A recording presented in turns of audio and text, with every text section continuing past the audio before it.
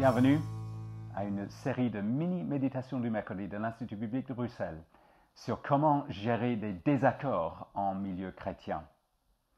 Vraie histoire d'un épisode survenu il y a quelques années en Angleterre.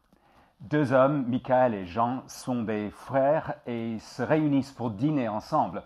Michael prépare un hachis parmentier pour ce repas.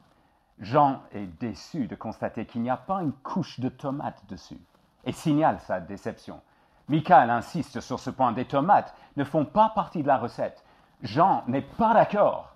Michael frappe Jean à la tête avec une pelle.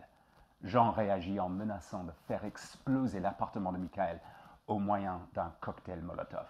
Tout cela finit au tribunal.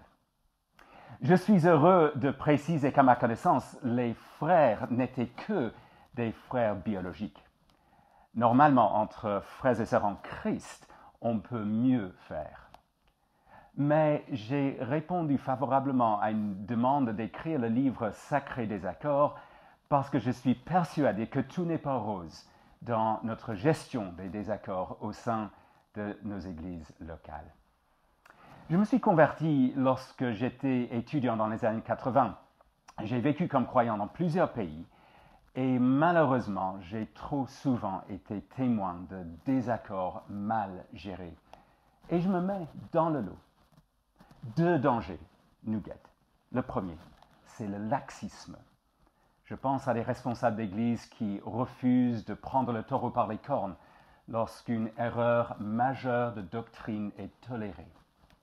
Je pense à des responsables de ministères parmi des étudiants ou des jeunes qui accueillent un orateur parce qu'il sait bien parler, sans penser au fond de son enseignement.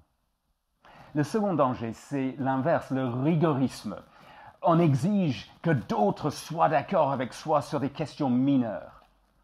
Lorsque vous pensez aux divisions que vous avez connues dans telle ou telle église, est-ce qu'elles se sont parfois produites pour raison de conflits de personnalité, d'ambitions égoïstes, de chocs de génération, de questions de style ou d'ambiance?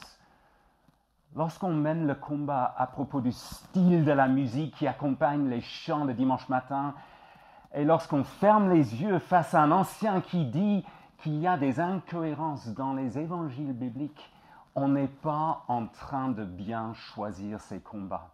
Jude 3 nous exhorte à combattre pour l'Évangile. Nous savons aussi que pour d'autres questions, il faut éviter d'être en froid avec quelqu'un, comme cela a été enjoint à Évodie et Saint-Tiche dans Philippiens 4. On choisit ses combats en fonction de l'Évangile. Mais comment dans la pratique? Rendez-vous dans une semaine.